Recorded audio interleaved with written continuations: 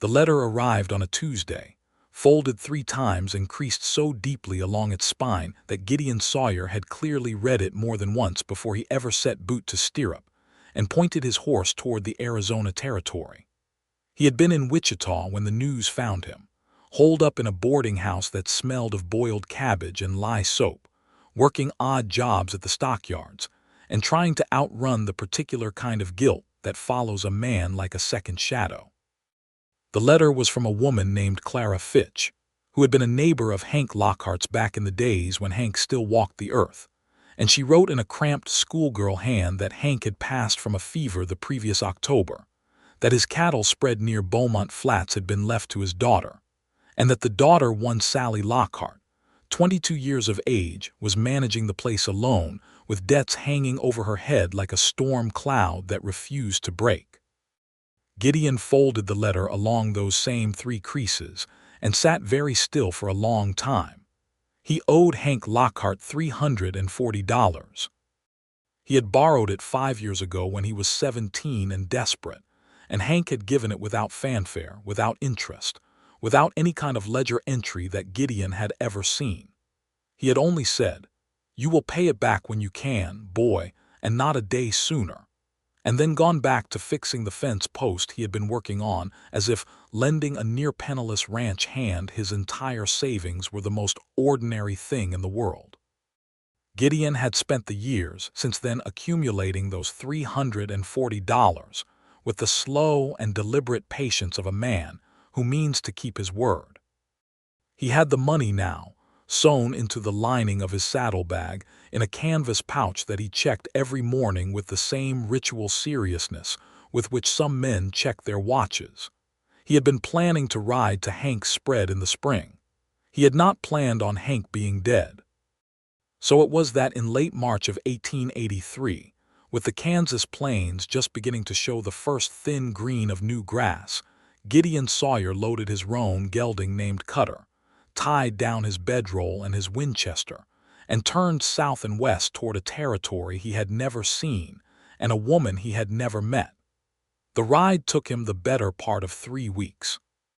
He followed the Santa Fe line through Dodge City, which had quieted considerably since the cattle drive years of the mid-70s, and then cut southwest through the rolling emptiness of New Mexico before crossing into Arizona. The land changed on him gradually and then all at once, the way a sentence changes meaning when you reach its final word. The flat grass country fell away, and the desert opened up around him like a cathedral, red and ochre and burnt sienna, the mesas standing in the distance like the walls of some ancient fortress that nobody had thought to name.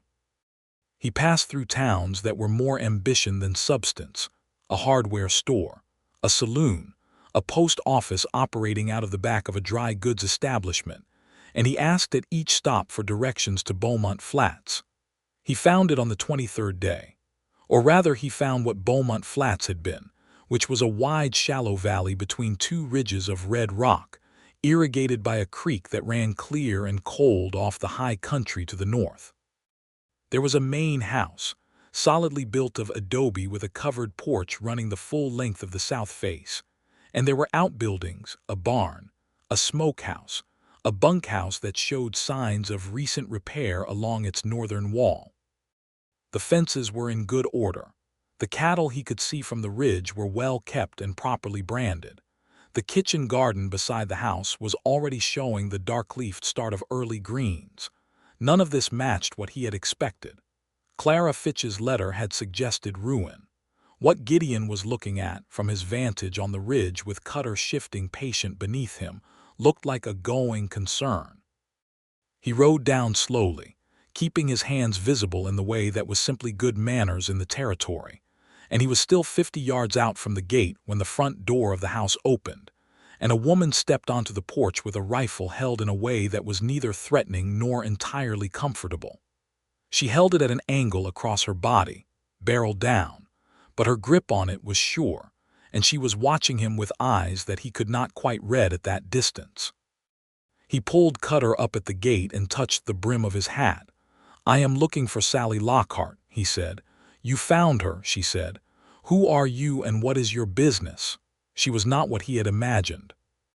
He had imagined, in the vague way that travelers imagine things to pass the miles, some version of a woman overwhelmed, red-eyed, uncertain, perhaps a bit soft at the edges. The woman on the porch was none of those things. She was slim and straight-backed and dark-haired, with the kind of sun-bronzed skin that came from working outdoors without apology. She was wearing a plain calico dress and a canvas work apron, and she had pulled her hair back practically rather than prettily, and the rifle in her hands was a Winchester that matched his own in make if not in age. "My name is Gideon Sawyer," he said. "I knew your father. I owed him a debt, and I've come to settle it." Something shifted in her expression. Not softness exactly, but a kind of careful attention. "Gideon Sawyer," she said, and it sounded like she was checking the name against a list she kept in her head. "My father mentioned you. Come through the gate. Leave your horse at the post." He dismounted and led Cutter to the hitching post beside the porch steps. When he looked up, she had set the rifle just inside the door and was leaning against one of the porch posts with her arms crossed, watching him with those same unreadable eyes.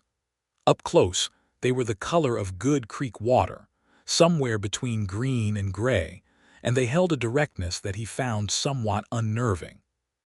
"My father told me about the loan," she said without preamble.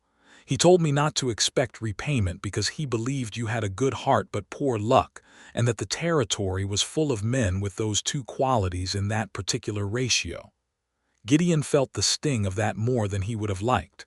"He was not entirely wrong," he said, "but I have the money, all of it, $340.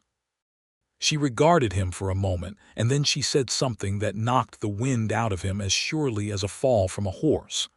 "I know the amount, but there is no debt to collect, Mr. Sawyer. The debt was forgiven when my father died. I burned the ledger page myself." He stared at her. "Burned it, along with about 11 other pages of my father's debts owed to him," she said evenly. "He had a habit of lending money, and I had a habit of inheriting complicated situations. I found it was simpler to start clean. Miss Lockhart, your father lent me money from his own savings. I know what he lent you, and I know what it cost him," she said, and her voice was still even, but there was something underneath it now, something that had edges. "And I also know that he considered it a gift to a boy in trouble and wrote it down as a debt because he knew you would never have taken it otherwise. He told me that himself, in those exact words, approximately 4 years ago. So you can put your $340 back in whatever safekeeping you have been keeping it in, and we will call the matter closed." Gideon stood there in the afternoon light of the Arizona territory with the dust still on his coat and his carefully preserved money in his saddlebag, and felt, for the first time in 5 years, the strange disorientation of a man who has been carrying a weight so long that its absence makes him stumble. "I came a long way," he said at last. "I can see that," she said. She uncrossed her arms and straightened up from the post. "You look like you have been on the road 3 weeks at least. Come inside. I will put coffee on." He followed her inside, which he thought was probably the strangest thing he had done in recent memory, and she put coffee on, and that was how it started. The inside of the Lockhart house was not what he expected either. He had been in ranch houses across Kansas and Texas and New Mexico, and they ran generally to a kind of comfortable disorder: saddles on chairbacks, a table that served as desk and dining surface equally, walls hung with the practical rather than the beautiful. The Lockhart house had all of those things, but it also had, on the wall beside the fireplace, 3 charcoal drawings of the surrounding landscape that were good enough to make him stop and look for a moment longer than was polite. And there was a shelf of books, real books, not almanacs or feed catalogs, positioned above the desk where they could be reached easily. "You did those drawings," he said. It was not a question. She set 2 tin cups on the table and looked up. "My father did." He had more patience with a pencil than with most people. She paused. "He was a difficult man in many ways. He was also a very good man. Both of those things were entirely true." "Yes," Gideon said, and he meant it. He sat down at the table and took the coffee she poured and held it in both hands, feeling the trail chill beginning to leave his bones. How long ago did you lose him? October, she said, sitting across from him. 5 months, near enough. He went fast, which was a mercy. He would not have tolerated being sick for long. She said it without sentiment but not without feeling, and he understood the difference. Clara Fitch wrote me, he said. She said you were in trouble with debts. Sallie made a small sound that might have been a laugh. Clara has a generous interpretation of difficulty. There were debts, yes. The spread was mortgaged to a bank in Tucson because my father borrowed against it 2 years ago to buy the breeding stock you can see in the south pasture. Good decision, as it turned out. We brought in 3 times our usual number of calves last spring. I paid off the mortgage note in full in February. She watched him over the rim of her cup. Mrs. Fitch wrote that letter in November. It is now March. Things change. He looked at her. She was stating facts in the calm manner of someone who was used to stating facts and having people be surprised by them. And he thought he understood why. Because she was a young woman alone on a cattle spread in the Arizona Territory in 1883. And the world in general had certain expectations about what that meant for her prospects. And she had clearly spent considerable energy disproving those expectations with the methodical patience of someone who enjoyed proving people wrong. You are running this place yourself, he said. I have 2 hands on the payroll through summer, and a woman named Berta Morales who cooks 3 days a week. The rest of the time I run it myself. She set down her cup. Is that surprising to you, Mr. Sawyer? Honestly, he said, I would prefer that. A little, he admitted. Clara's letter prepared me for something different. Clara is a kind woman and a good neighbor, Sallie said, but she was raised to believe that a woman alone is a woman in distress. I was raised differently. He believed her. He thought about the way she had come out with the rifle, not rattled, not showy, just present and watchful and capable. He thought about the fence lines he had ridden past, which were strung tight and properly staked. He thought about the breeding stock in the south pasture and the paid-off mortgage and the burned ledger page. Your father raised you to run this spread, he said. He raised me to run anything I set my mind to, she said. The spread was what was here. They sat in a silence that was, against all expectation, not uncomfortable. Outside, the late afternoon wind picked up and pushed a dry rustling sound through the cottonwoods along the creek. The coffee was strong and good. I don't know what to do now, Gideon said, and he meant something much larger than the afternoon, though the afternoon was part of it. He had built his life for 5 years around the intention of paying this debt, and the road that had always pointed here now seemed to end at this table, and he was not sure what road came next. Sallie looked at him with that direct Creekwater gaze. Do you have somewhere to be? She asked. Not particularly, he said. Then there is no particular urgency, she said. You can sleep in the bunkhouse tonight and ride out tomorrow or next week or next month. I'm not keeping you and I am not chasing you off. He stayed. He was not entirely sure why, except that the place had a pull to it that was partly the land and partly something else he could not yet name. He told himself it was simply that he had no clear destination, which was true as far as it went. He did not think further than that. The bunkhouse was clean and the bunk was comfortable, and he slept the deep, untroubled sleep of a man who has been on the road for 3 weeks.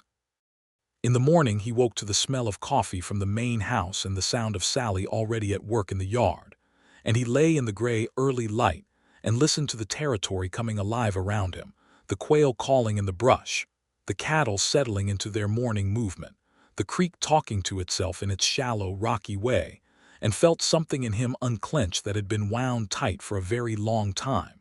He went to work. He did not ask permission, and she did not offer objection.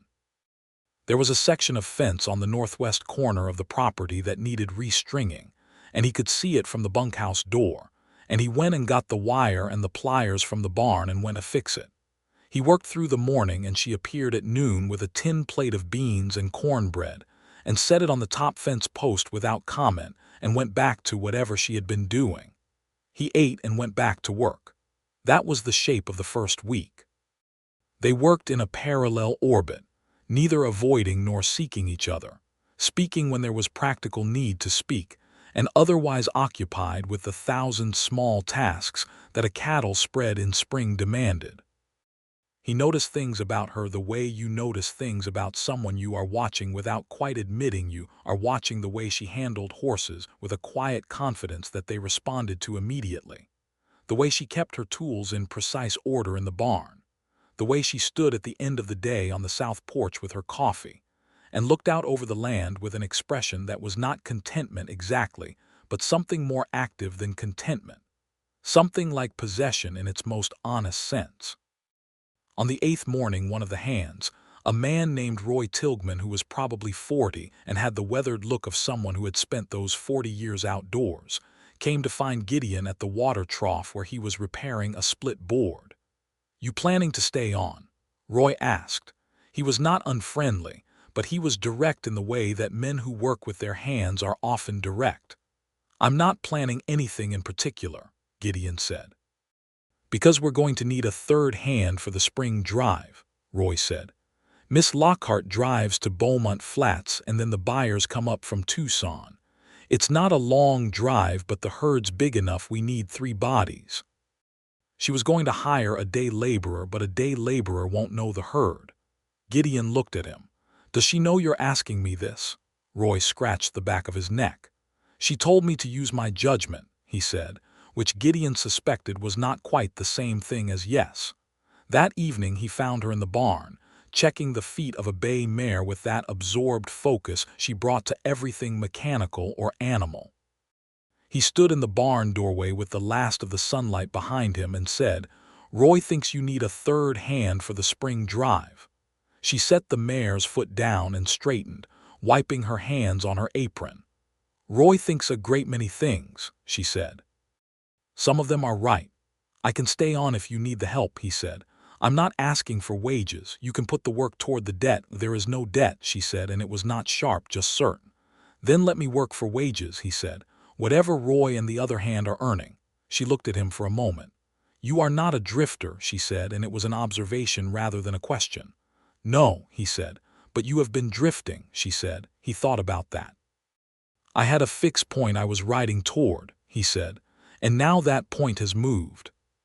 She considered this with the same careful attention she gave to everything, and then she said, $30 a month and room and board. Same as Roy."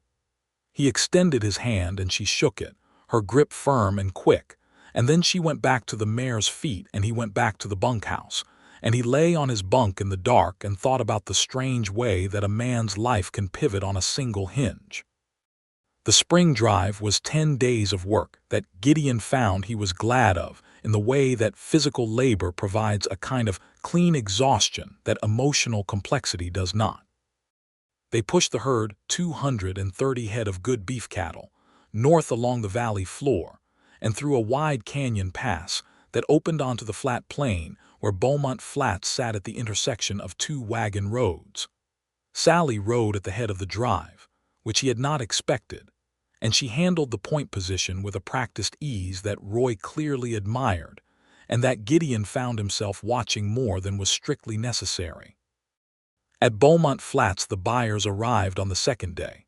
3 men from Tucson in suits that were conspicuously wrong for the outdoors, and a 4th man who appeared to be their foreman and knew cattle well enough to be taken seriously. There was negotiating to be done, and Gideon stood at the edge of it and watched Sallie conduct it. She did not raise her voice. She did not smile in the accommodating way that some people smile when they want something. She knew the weight and condition of her cattle. She had a fair price in her head, and she stated it clearly and then waited with a stillness that seemed to make the buyers uncomfortable in ways they could not easily articulate. The lead buyer tried twice to bring the price down on the grounds that the market was soft, and both times she looked at him with those creekwater eyes and said, simply and without heat, that she knew the current Tucson market price because she had telegraphed ahead, and that she was prepared to hold the herd and sell in a month if the price did not meet what her cattle were worth. They paid her price. They paid it on the 3rd day, in cash at the Beaumont Flats Bank, and she counted it herself at the teller's window with the quiet efficiency of someone who has learned that trusting other people's arithmetic is an avoidable source of difficulty.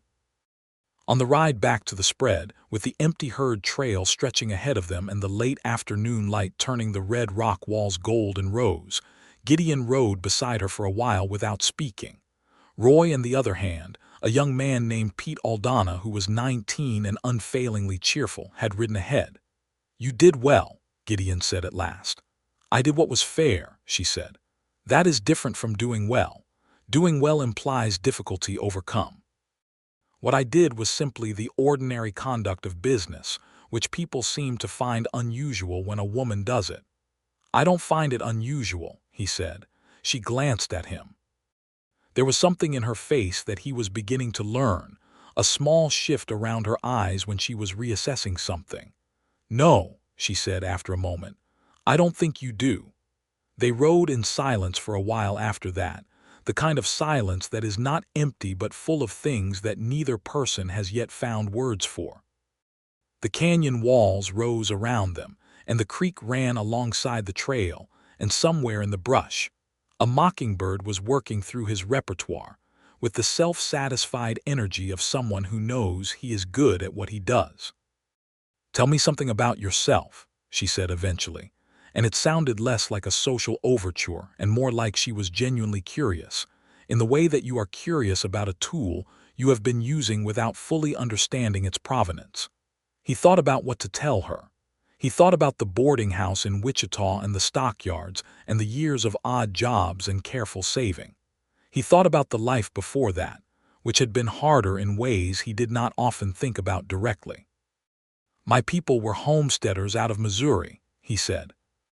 "My father tried to claim land in Kansas in 1870 when I was 4 years old, and he spent 12 years trying to make it work, and it never did. Bad soil, bad water, bad luck in roughly equal measure. My mother died of typhoid when I was 9. My father drank himself into the ground by the time I was 15. He paused.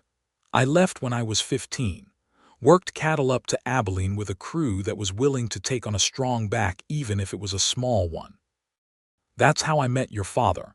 He was trailing his own herd north in 78 and we rode the same trail for 2 weeks. He mentioned that drive," she said. "He said he met a boy who worked like a grown man and had the eyes of someone who had seen too much. That is more generous than the truth," he said. "The truth is I was angry and wild and too proud for my own good." "Angry at what?" He thought about it. "At the general unfairness of things," he said. "At the way that working hard and wanting good things and trying to be decent seems to have no particular correlation with whether good things actually happen to you." He paused. "I was 17 when he lent me that money. I needed it to get out of a situation I had gotten myself into by being stupid and stubborn, and I was too proud to take charity and he knew it, so he called it a loan." "What was the situation?" "I had backed the wrong man in a dispute over a card game and ended up on the wrong side of a fight that wasn't mine, and I needed to move on quickly and didn't have enough for a horse and supplies." He said it flatly, the way you say things that still embarrass you when you have learned to tell them straight. "Your father gave me the money, told me which direction to ride, and told me that being stubborn was a fine quality as long as I learned to be stubborn about the right things." She was quiet for a moment. "That sounds like him," she said. "Did he say that kind of thing to you?" he asked. "Constantly," she said, and this time the thing under her voice was warmer than it had been, and he thought that she was smiling even though she was looking straight ahead at the trail. He had a theory that the most important skill a person could develop was knowing which things were worth fighting for and which things were worth letting go, and that most people had it exactly backwards. "He was right about that," Gideon said. "He was right about most things," she said. It was deeply irritating. He laughed, a real laugh, not the polite variety, and she turned to look at him when he did, and her expression had changed into something he had not seen from her before, something genuinely open, and he thought that she might have surprised herself with it because she looked quickly back at the trail ahead. The summer settled into its rhythms. Gideon's 30 days a month became 60 and then 90, and he stopped counting them separately from the calendar, because the place had become, without his quite deciding it, the place where he was rather than a place he was passing through. He repaired the barn roof when it showed weakness. He helped Pete relay the irrigation line from the creek to the kitchen garden. He sat at the evening fire with Roy and Pete and Berta Morales, who turned out to be a woman of dry and precise humor, and found that the specific gravity of the Lockhart place had a weight to it that his drifting years had not prepared him to resist. Sallie moved through all of it with that particular quality of hers that he was still trying to find the right word for. It was not toughness, exactly, though she was tough. It was not self-sufficiency, though she had that in abundance.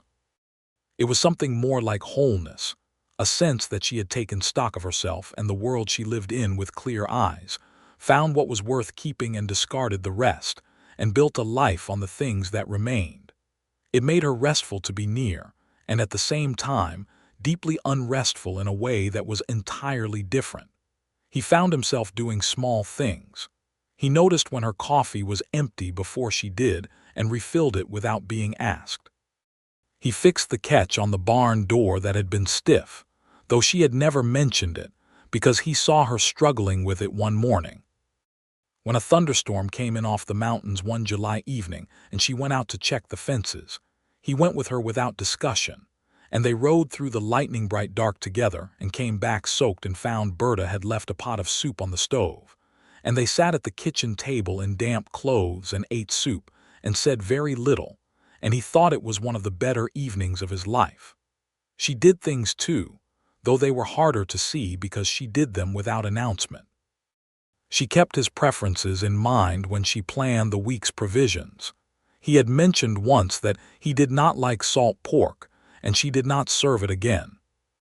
When his horse Cutter came up lame in July, she spent half a morning examining the foot with the same focused attention she gave the bay mare and found a small stone bruise that he had missed, and she poulticed it and gave Gideon the use of one of her spare horses without making anything of it. It was Roy who said what both of them were, Gideon thought, not quite saying to themselves. He said it in late August, on an evening when Sallie had ridden out to check the north pasture, and Gideon was repairing a bridle in the barn doorway, and Roy came through with a load of hay, and paused, and said without particular preamble, "You know she hasn't looked at a man the way she looks at you since before her father got sick." Gideon went on with the bridle. "I don't know what you're talking about," he said, which was not true. Roy made the sound of someone who has chosen to be patient. "I have worked this spread for 3 years," he said. "I have watched that woman negotiate with cattle buyers and argue with bankers and have 2 separate conversations with the county land office that she should by rights have lost and didn't. She is not a woman who gives anything lightly, including her attention." He dropped the hay in the stall. "I am just saying what I see." "You might be seeing what you expect to see," Gideon said.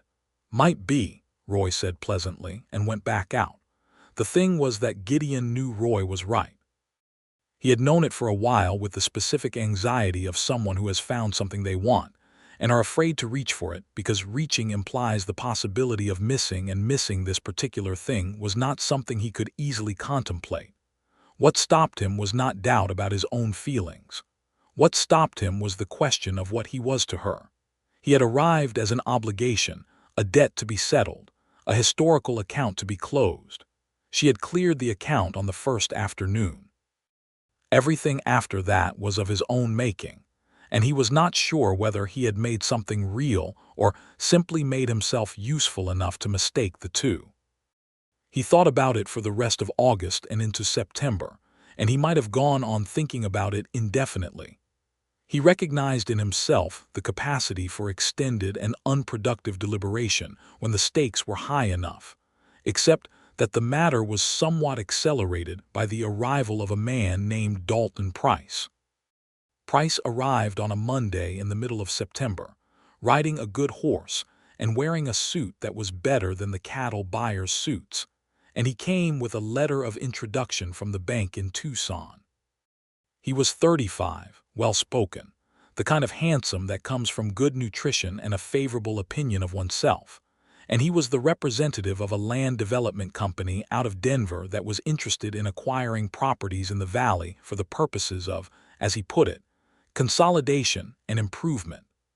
Sallie received him on the porch with the rifle notably absent and her expression notably neutral, which was its own kind of message. Gideon was working in the barn and could see the exchange from there, and told himself he was not watching with any particular interest and did not entirely convince himself. Price stayed for 2 hours. Sallie showed him around the property, which Gideon gathered from the route they took was less a tour and more a demonstration. She took him to the irrigation line and the breeding stock, and the kitchen garden and the repaired barn roof. And Gideon could not hear what they were saying, but he could read the posture of it. Price was making an offer of some kind, politely phrased but clearly expecting a certain response. And Sallie was listening with the attentiveness she gave to things she was deciding how to refuse. When Price rode out, Gideon went to the water trough and was working on nothing in particular when she came around the corner of the barn and stopped when she saw him. What did he want? Gideon asked, because he had learned that she preferred directness. To buy the spread, she said, very politely, for a very reasonable price. What did you tell him? I told him the spread was not for sale, she said. She paused. He will come back. Men like that always do. What will you tell him when he comes back? The same thing, she said. She looked at Gideon with those gray-green eyes. This land was my father's, and before that it was land that my father worked for 15 years to hold against 2 droughts and a flood, and a dispute with a neighboring claim. It has his hands in every fence post and every irrigation channel. It will not be sold to a Denver developer for consolidation and improvement. He heard the certainty in that, and thought that Price was going to find it a cold road regardless of how many times he rode back down it. But the next time Price came, which was 2 weeks later, he came not with a letter of introduction but with a different kind of document. A letter from the Tucson bank stating that the Lockhart spread's most recent land survey had revealed a discrepancy in the original claim boundary, and that the northern 40 acres, which included the primary creek access, were technically in dispute. Sallie sat at the kitchen table with the letter in front of her and her coffee cooling beside it and her face as still as the surface of the creek on a windless day. Gideon sat across from her. Roy stood in the doorway. Is there a discrepancy? Gideon asked. There may be a paperwork discrepancy, she said carefully. The original claim was filed in 1867 by my father and a partner who left the territory in 1869. The partner's name is still on the original claim filing. My father assumed full ownership by handshake agreement when the partner left and never formally amended the filing. She looked at the letter again. Someone has been looking at old paperwork. Price, Roy said from the doorway. Or whoever he works for, she said. Gideon looked at her. What do you need to clear the title? A notarized statement from the original partner or documentation of his departure and intent to relinquish his share, she said. If he is alive. If he is dead, documentation of his estate's position. Do you know where he is? His name was Robert Garth, and the last letter my father received from him was from Santa Fe in 1875, 8 years ago. She was quiet for a moment. He and my father did not part well. There was a disagreement about whether to sell the spread early on, and Garth wanted to sell and my father did not, and Garth took his portion of that year's cattle sale and rode out, and that was the last material transaction between them. Gideon stood up. I'll go to Santa Fe, he said. She looked up at him. That is a 2-week ride each way. I know that, he said. You do not owe me this, Mr. Sawyer. I know that too, he said. I'm going to find Robert Garth or the record of what happened to him, and I'm going to come back with enough paper to clear your title. She looked at him for a long time, and something moved through her face that was more complicated than gratitude and more careful than anything simpler. All right, she said. Thank you. He was on the road by dawn. Santa Fe was everything that the Arizona Territory's smaller towns were not: populous, layered, a place that had been inhabited for long enough to accumulate the kind of architectural and social complexity that comes from many cultures occupying the same ground across several centuries.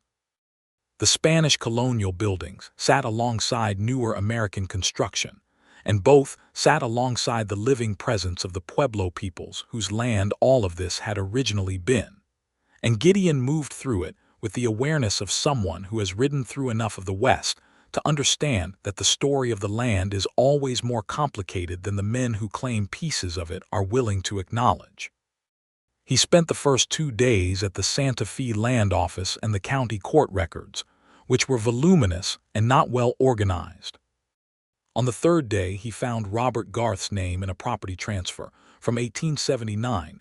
Garth had sold a small lot on the east side of Santa Fe to a local merchant. This meant he had been in the city at least 4 years after his last letter to Hank Lockhart. Gideon followed the thread.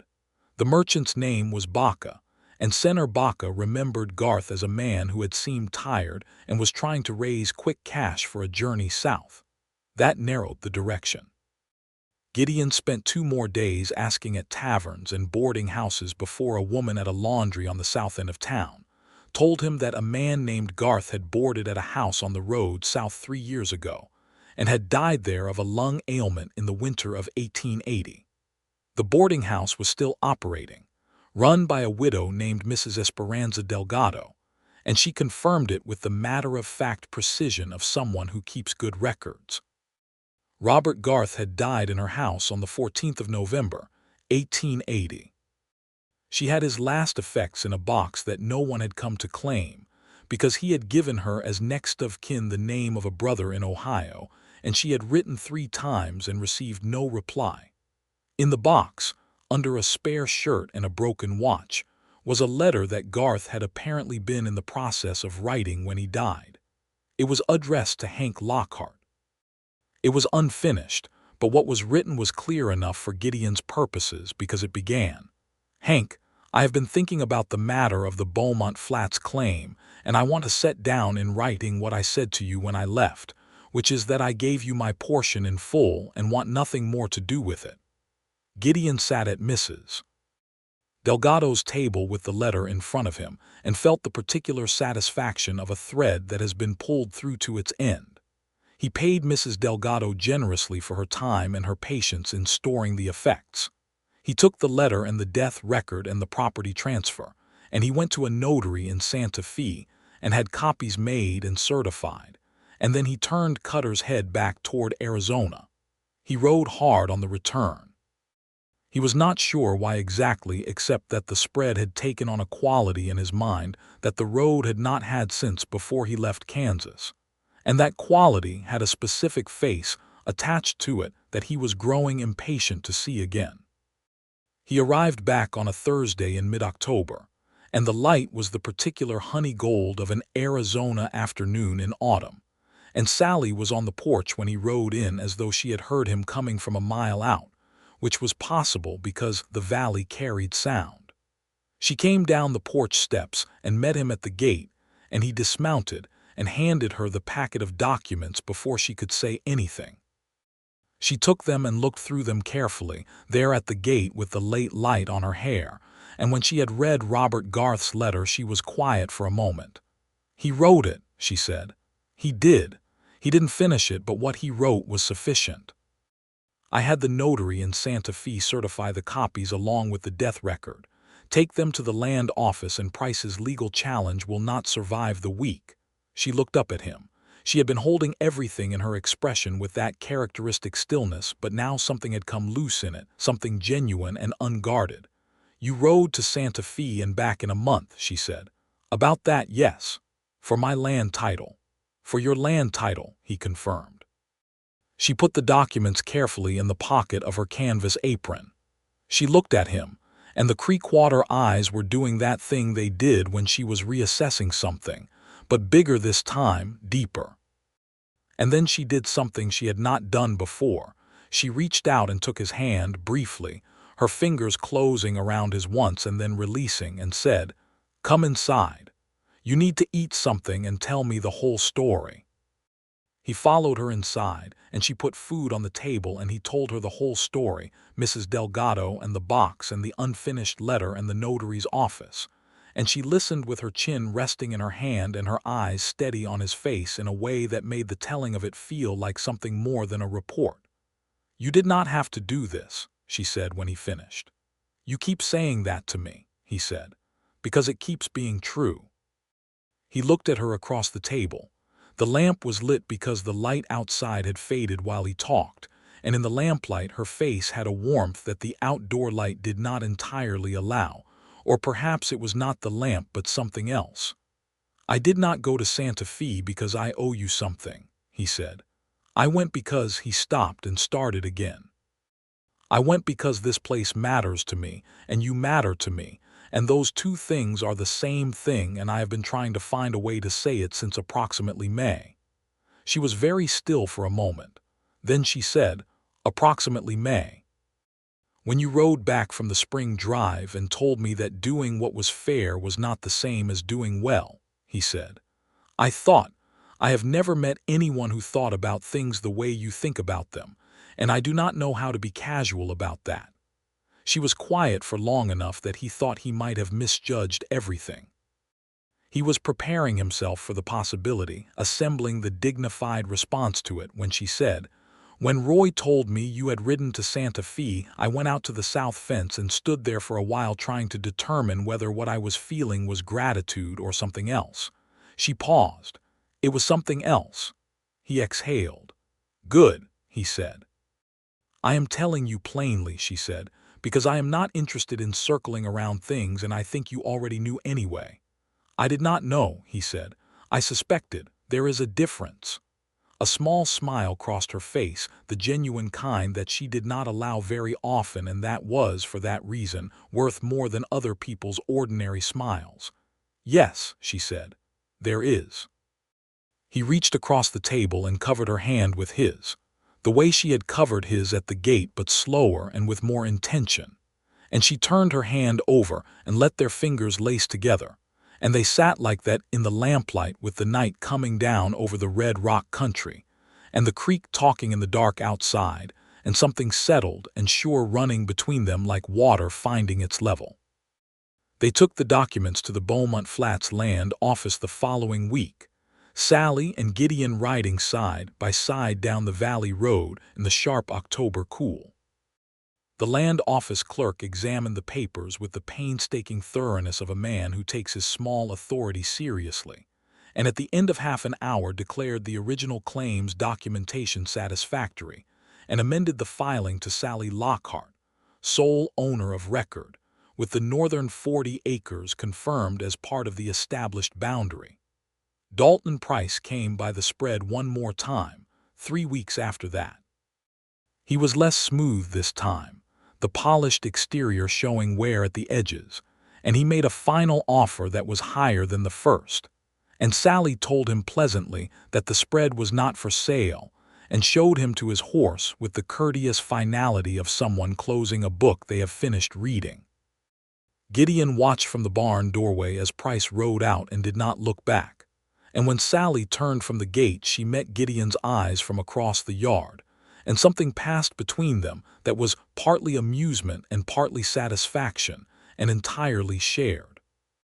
November came in cold and bright, the way it does in that high-altitude desert country where the cold is clean rather than damp, and the work on the spread shifted into its winter rhythms, the slower, more interior work of mending and building and preparing.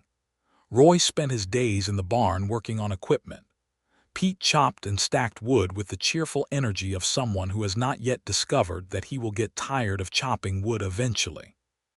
Berta Morales began appearing 4 days a week instead of 3, because she said the kitchen required more attention in winter, and everyone on the spread suspected she enjoyed the company, but no one said so because she would have been scornful about it. In the evenings, Gideon and Sallie sat on the south porch when it was not too cold, and when it was too cold they sat at the kitchen table, and they talked. He discovered that she had read most of the books on that shelf above the desk, and had opinions about all of them. She discovered that he had an unexpectedly good memory for the geography of the places he had passed through, and could describe the landscape of the Llano Estacado or the Kansas Flint Hills, with the precision of someone who had paid attention. They discovered together that they had the same conviction about certain fundamental things. That work done well was its own reward. That honesty was the only policy that survived extended practical use. That the land itself had a claim on the people who worked it that went beyond legal title. He kissed her for the first time on a cold, clear night in late November, on the south porch with the stars so abundant and close seeming that the sky looked almost solid.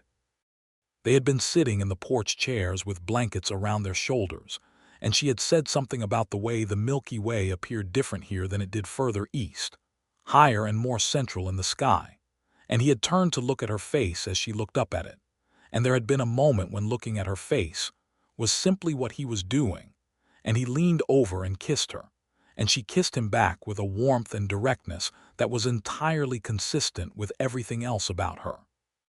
When they separated, she said, "I was wondering when you would get to that." "How long have you been wondering?" he asked. "Since approximately May," she said, using his own words back at him, and he laughed and she did too, and then she leaned against his shoulder under the stars and they stayed there until the cold became genuinely persuasive.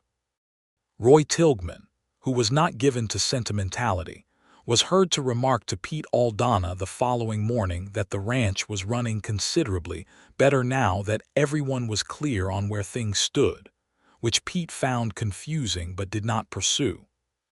The winter was mild as Arizona winters go, which still meant temperatures that required a coat, and 3 mornings in January when frost lay white and crystalline over the whole valley. The cattle were fine.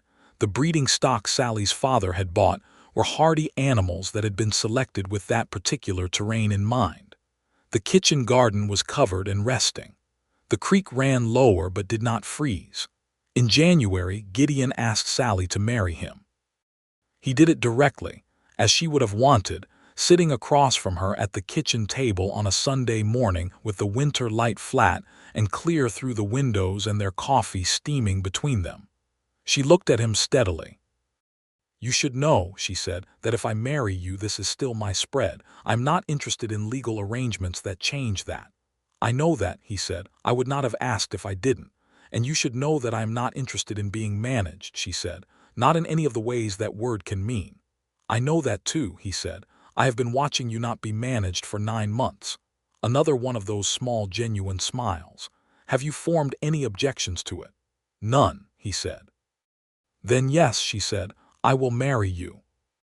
He reached across and took her hand, and she squeezed his fingers once, firmly, and then stood up to refill the coffee because that was who she was, and he watched her move to the stove with the winter light on her, and thought that the feeling in his chest was something he had spent a very long time getting to, and had not been sure he was capable of until he got here. They were married in March of 1884, a year to the month after he had first ridden down into the valley. The ceremony was performed by the circuit minister, who came through Beaumont Flats on his monthly round, a quiet man named Reverend Hobbs, who had been doing weddings in the territory for 20 years and had learned to conduct them with efficient warmth. Roy stood as witness.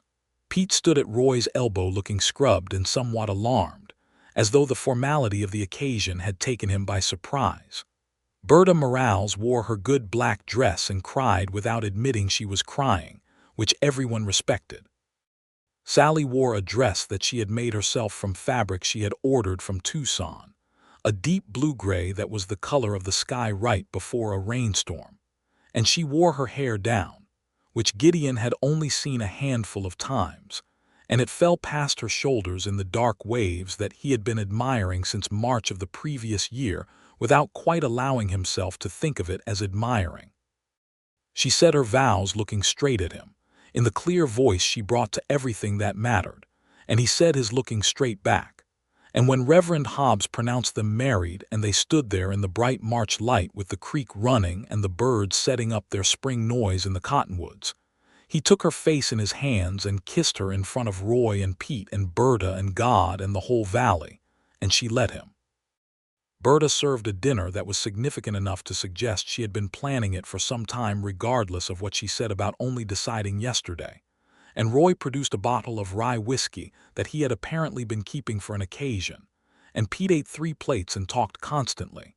And when it was all done, and the evening had settled into its quiet, Gideon and Sallie stood on the south porch together in a way that was the same and entirely different from all the evenings before. "Well," she said. "Well," he said. "You came to the territory to settle a debt," she said, in the tone of someone reviewing a situation she finds somewhat amusing. "I did," he said. "And the debt was already settled." "It was," he said. "And yet here you are," she said, "entirely married to me." "Yes," he said. "The territory turned out to contain more than I was looking for."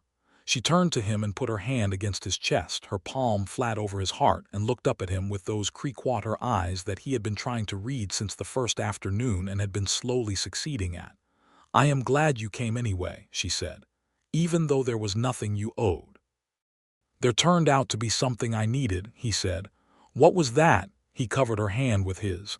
"This," he said simply, "all of this." They stood like that for a long time in the mild March evening, with the stars coming out over the red rock country, and the creek singing its steady note, and the land that was hers and now theirs lying quiet and dark in every direction, waiting for spring. The spring of 1884 was a good one. The winter rains had been generous, and the grass came in thick along the valley floor, which meant the breeding stock went into the season in excellent condition. Gideon worked the spread as he had before, but with the specific satisfaction of a man who is working toward something that is his own. His name was not on the title, which was as Sallie had said, and as he had agreed, but the work was his, and the life was his, and the woman was his in the only sense that he had ever wanted to possess anything, which was freely and by choice.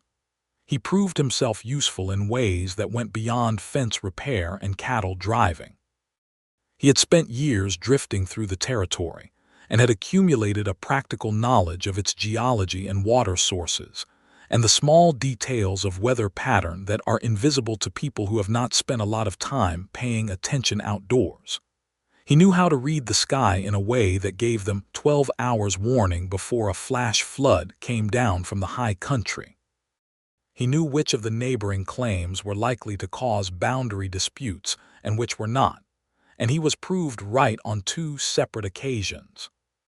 He knew the cattle market from Tucson to Santa Fe to Wichita with the kind of comprehensive knowledge that comes from having moved cattle across a large portion of it, and that knowledge added real money to the spring drive negotiation.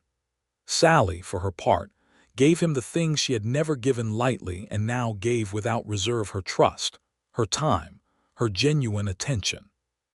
She had a habit of thinking out loud that she had apparently suppressed in most company but allowed with him, and he found it remarkable to watch her mind work in real time, the way she would take a problem and turn it from different angles until she found the facet that let the light through.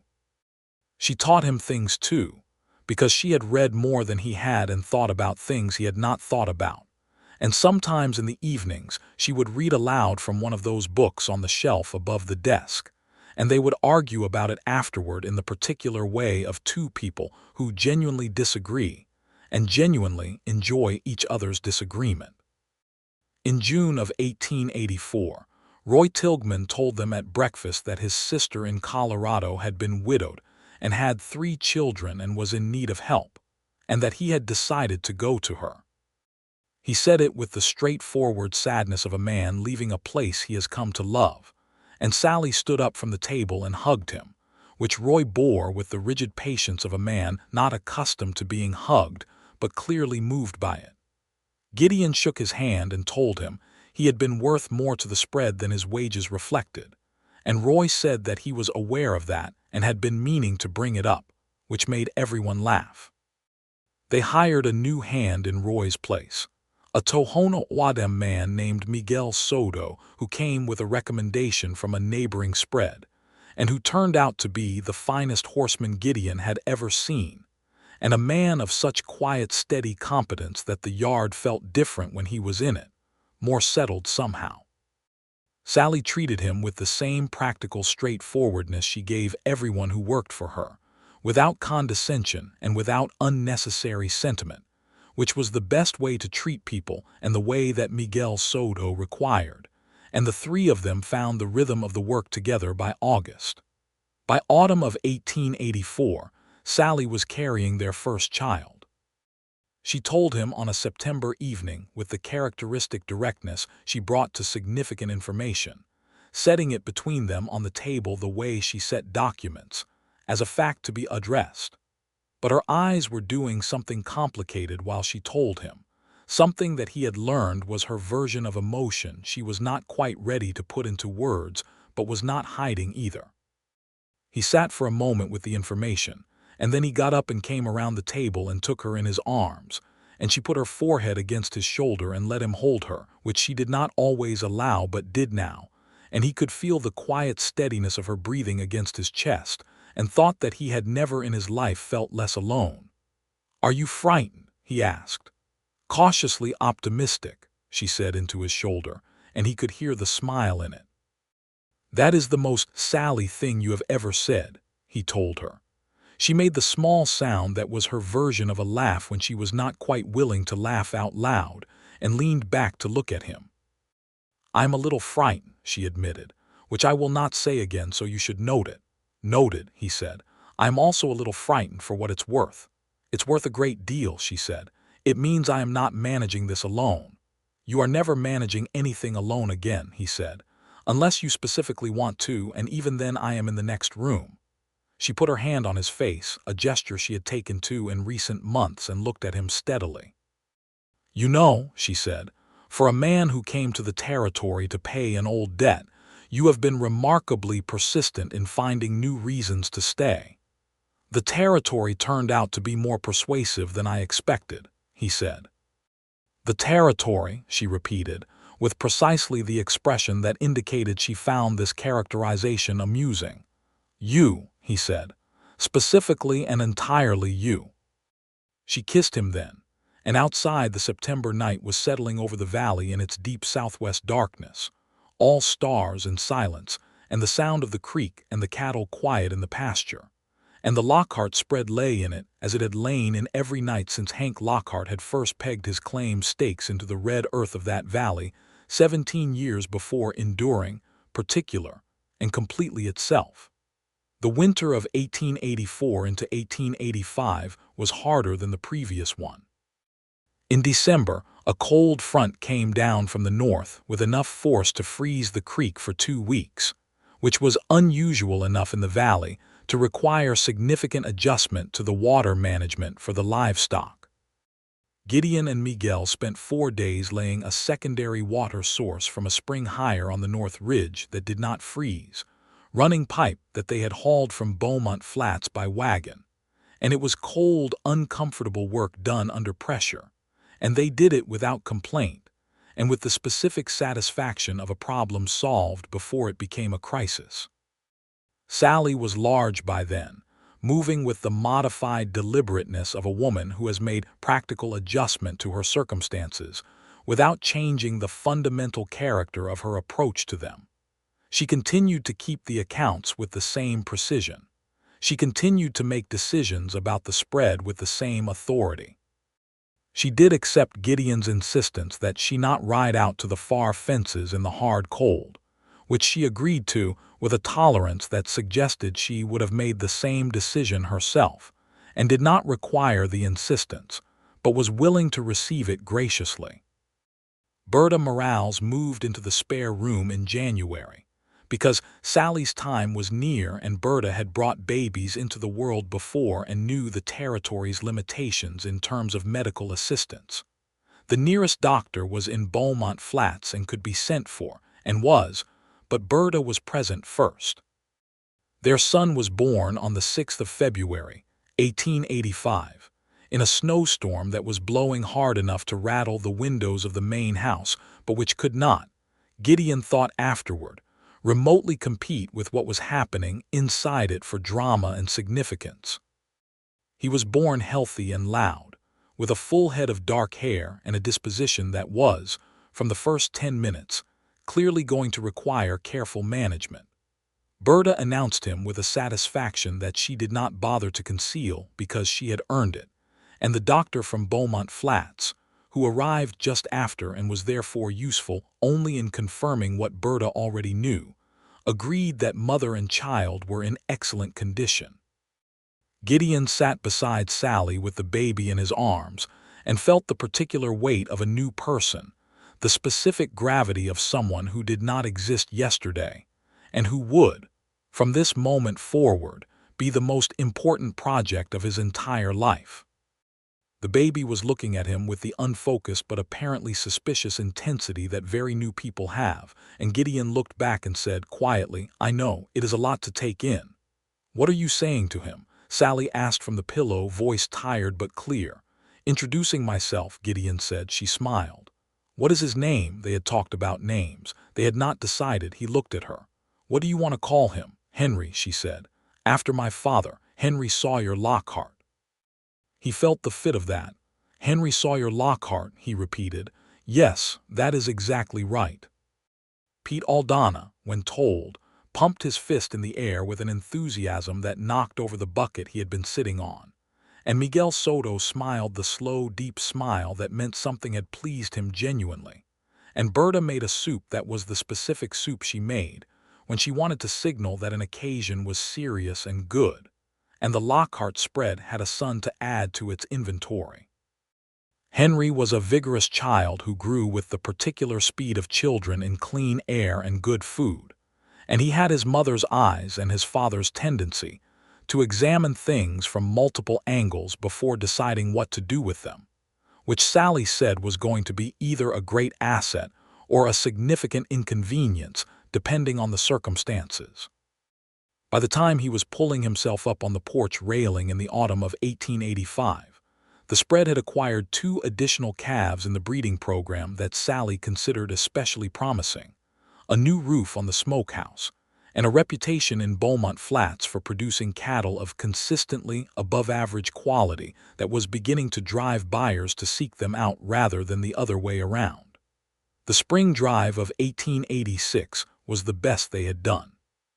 Sallie negotiated a contract with a buyer in Tucson for advance purchase of the following year's mature steers at a price that locked in their revenue before the calves were even born, which was the kind of business thinking that Gideon admired specifically, because it required the willingness to be sure of your product before the product could speak for itself. It required, in other words, the confidence to bet on your own quality, which was exactly the kind of confidence that Sallie Lockhart had always had in exactly the quantity required. That evening, coming back from Beaumont Flats with the contract signed and the advance payment receipted, they rode the valley road as they had ridden it 3 years before after the first spring drive, side by side with the late light on the canyon walls. Henry was at home with Berta and would be asleep by the time they returned, and the evening was theirs in the way that evenings with children are only intermittently yours, specifically and valuably. "Tell me what you are thinking," Gideon said. She was looking at the canyon walls in the way she had looked at the sky when she talked about the Milky Way, that absorbed particular attention. "I am thinking about my father," she said. "He wanted this place to last. He was not certain it would. He used to say that land was either held by people or taken by people, and that the difference was whether you were willing to do the work." "He was right about that," Gideon said. "He was right about most things," she said, which was the same thing she had said on the first afternoon, but with a different quality to it now, less the precision of grief and more the warmth of time. "He would have liked you," she said. "He liked people who did what they said they would." "I came to pay a debt," Gideon said, "and found there was nothing to pay," she said, "and found something worth more than what I brought," he said. She turned to look at him on the road, the evening light in her hair, the canyon walls behind her red and gold. "I did not need you," she said, and it was not unkind, it was true, and they both knew it. "I had managed what needed managing. I had paid what needed paying. I owed nobody." "I know," he said. "But I am glad you stayed," she said. "So am I," he said. She reached across the space between their horses and took his hand, as she had taken it at the gate 3 years ago, but now without the briefness. She held it, and he held hers, and they rode the last mile to the spread in the fading light with their fingers linked, and the valley around them and the creek running somewhere in the darkness to the north, all of it exactly as it should be and entirely their own. They added to the herd over the following years, with the careful judgment that had always characterized Sallie's decisions about the spread. They added to the house too, not extensively, because the house was sufficient, but a second bedroom for Henry, and later a third that became necessary in the spring of 1888 when Sallie told Gideon, again at the kitchen table, again with her characteristic directness, that they were going to need it. Their second child was another boy, born in October of 1888 and named James, for no ancestor in particular, but because the name was solid and clean and worked in both their mouths when they said it. James was different from Henry in the way that siblings are different. Where Henry was deliberate and watchful, James was immediately social and loud about it. A person of strong opinions freely expressed who was, Berta said with the authority of someone who had known many children, going to be either the most popular person in any room or the most trouble, and possibly both simultaneously. Henry, at 3, regarded his new brother with the philosophical uncertainty of someone who has not yet decided whether a significant change is good or not. Gideon watched him sit on the bedroom floor next to the cradle and study the baby with those gray-green eyes, and thought that something of Sallie's quality was already in the boy, that willingness to look at a thing until you understood it properly before you made up your mind about it. "What do you think?" Gideon asked him. Henry looked at James, who was at that moment making the particular face of someone deeply occupied with basic biological processes. "He is very loud," Henry said. "Yes," Gideon agreed. "But he looks like me," Henry said, which was true in the way that siblings look alike, and which apparently satisfied him because he got up and went to find something else to do. The territory was changing around them in those years, as it had been changing since before Gideon rode into it. The railroad had come to Arizona in the early 80s, and its influence ran through everything. Freight costs changed. Market access changed. The character of the towns changed as people moved in along the rail lines with the specific energy of people who believe in the future more than the present. There were more farms and more fences and more disputes about water rights as the valley country filled in, and Sallie dealt with these things with the same practical intelligence she dealt with everything, appearing at the county land office when necessary, corresponding with the territorial legislature when useful, maintaining the agreements that needed maintaining and fighting the ones that needed fighting. She was not a woman who collected enemies, but she was not a woman who avoided conflict when conflict was correct. In 1887, a neighboring claim tried to divert the creek above the Lockhart spread's intake, which would have significantly reduced their water access. Sallie brought the matter before the Territorial Water Court with documentation that Gideon helped her compile, and she won, and the neighboring claim adjusted its intake without further dispute, and she sent a neighborly note afterward that was correct and pleasant and contained, reading between its very straightforward lines, not a trace of gloating, because that was not who she was. Miguel Soto was with them through all of it, steady and quiet and irreplaceable. He had a wife now, a woman named Yolanda from his own community to the south, who came to work in the house some days and became, over time, simply part of the life of the place, as people do when they are good people given room to be themselves. Pete Aldana married a girl from Beaumont Flats and started his own small claim on the north end of the valley, and Gideon and Sallie went to his wedding in the spring of 1887 and gave him a good breeding heifer as a wedding gift, and Pete cried about it in his usual cheerful way that made everyone around him incapable of not smiling. The valley had been good to them.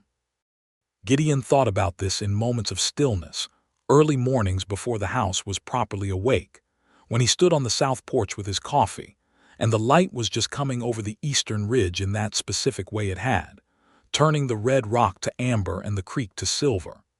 He had come here at 22 years old with a canvas pouch sewn into his saddlebag, and a history of impermanence and a 5-year-old errand that had turned out to be unnecessary. He had expected to arrive, discharge an obligation, and move on, because moving on was what he had done his whole life. He had not known that a place could hold you the way this one had. He had not known, more precisely, that a person could. Sallie found him on the porch one of those mornings in the autumn of 1889. Henry was 4 and James was almost 1, and the spread was running at its best capacity yet, and she came out with her own coffee and stood beside him in the early light, and they watched the valley come awake together, the way they had done on 100 mornings before. "What are you thinking about?" she asked. "The first time I rode down into this valley," he said. "You came out with a rifle. You were a strange man at my gate," she said. "I was," he agreed. "What were you thinking that day?" She considered it. "I was thinking that you had rode a long way and that you looked honest and that I was not sure whether that meant I should be more or less careful." She looked at him. "I was also thinking that you had very good eyes." He turned to look at her. "You were not." "I was," she said, with a small smile. "I noted it and filed it away as irrelevant information." "How long before it became relevant?" he asked. "May," she said, which made him laugh, and she laughed with him. And the sound of it went out across the valley in the quiet morning and came back to them, changed into something that was just the sound of the land, which had always been Hank Lockhart's land and was now also theirs. Henry came out in his nightshirt, dragging a wooden horse that Gideon had made him, still heavy with sleep, and Sallie scooped him up and settled him on her hip, and he put his head on her shoulder and went back to a half-doze. And Gideon put his arm around her and she leaned into him, and the three of them stood on the south porch of the Lockhart spread in the October morning light with the land around them, and the creek running and the sky going from pale gold to full blue overhead. And the whole particular texture of their life, held in a single moment that required nothing added and nothing taken away. A year later, Henry had started learning to read from the same books on the shelf that Gideon had noticed on his first day in the house. James was walking with the aggressive confidence of a small person who considers balance a formality, and Sallie had begun teaching him too, because she believed, as her father had apparently also believed, that starting children with books before they thought they were supposed to be too old to enjoy them was simply the practical approach. Gideon had taken to keeping a working journal of the spread's operations, the water levels, the herd counts, the rainfall, the market prices, not because he had to, but because it was useful, and because there was something in him that wanted the record to exist, wanted the evidence of the work and the time and the good years to be written down somewhere, so that it was real in the way that written things are real. He thought sometimes that he was writing it for Henry and James, the way Hank Lockhart's charcoal drawings were a kind of message from a man who had known this valley before either of them did. The drawings were still on the wall beside the fireplace. They were still good, and he still looked at them. On a November evening in 1890, 7 years to the season after he had first ridden into the valley, Gideon sat at the kitchen table with his journal and his coffee while Sallie read aloud from a book she had ordered from a catalog in Tucson, and Henry sat at the end of the table working at the letters with the focused patience that was already his signature approach to difficult things, and James was asleep, which at 18 months he eventually did if given sufficient time and opportunity, and no interesting distractions. Sallie closed the book at a chapter's end and set it on the table and reached over and drew Henry's paper toward her to look at his letters. "Good," she said. "The G is still backwards, but it is backwards consistently, which shows commitment." Henry considered this. "Will it stay backwards?" he asked. "Not forever," she said. "Your father's G was backwards until he was 6, according to him, and now it is entirely acceptable." Gideon looked up. "I never told you that." "No," she said, "but your G has a particular quality that suggested a history." He stared at her. Henry looked at his father and then at his mother and then back at his letters with the expression of someone filling away information for later use. "Come to bed," Sallie said to Henry. 5 more minutes and then. Henry negotiated for 10 and settled for 7 and took himself off with his wooden horse, and the house got quiet in the way it got quiet when the children were settled, which was a different quality of quiet from any other, full rather than empty, the silence of things contained and safe. Sallie leaned her elbows on the table and looked at Gideon across it. 7 years, she said. Approximately, he said. Have you been keeping count? Not precisely, he said. But I know it was March when I rode in, and March is coming, and so yes. What do you think, she said. About 7 years. He looked at her and thought about the question seriously because she asked it seriously.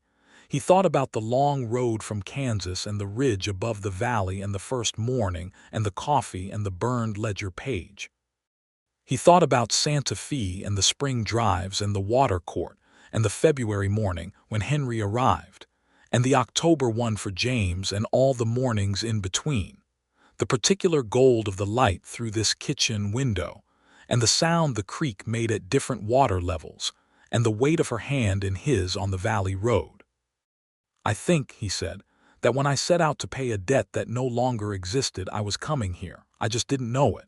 She smiled at him across the table, the real smile, the full one that she gave him now, the way she gave him everything she gave, directly and without reservation, and with the particular quality of someone who knows the value of what they have and has chosen it and would choose it again. Good answer, she said. Thank you, he said. I have been working on it for 7 years. She stood up and came around the table and took the journal out of his hands and set it aside and took his hand instead. Come look at the stars, she said. The sky is clear. They went out to the south porch, as they had on 100 evenings, as they would on 100 more. The November night was cold and brilliant, the stars dense and close in the way of high-altitude desert sky, the Milky Way arching overhead in the specific configuration she had described to him on the night he first kissed her, higher and more central than further east. The valley lay in darkness below them, the creek murmuring somewhere in the black, the cattle quiet in the pasture, the land itself breathing in its slow, vast way. He put his arm around her and she put hers around him, and they stood together in the cold and the dark and the abundance of stars, on the land that was hers and the life that was theirs, and they were warm where they touched each other, and the night was very large, and the feeling between them was larger still. The debt that had brought him here was long since settled, burned on a ledger page years ago. The woman who had burned it owed nobody anything. She had built something solid and true and entirely her own, and she had let him into it, and what had grown there between them was its own kind of accounting, not a debt but a choice, made freely and daily and confirmed again in the cold November starlight of the Arizona territory, 7 years deep and ongoing. The creek talked. The stars held. The house at their backs contained their sleeping sons and the books on the shelf and the drawings on the wall and the careful record of the years. The valley stretched away in every direction, theirs by work and love, and the particular stubbornness of people who know what matters and refuse to let it go. They stood together until the cold finally persuaded them in, and then they went inside, and the door closed on the night, and the lamp burned steady against the dark, and the Lockhart spread lay quiet under the stars, enduring and particular and completely, irreversibly alive.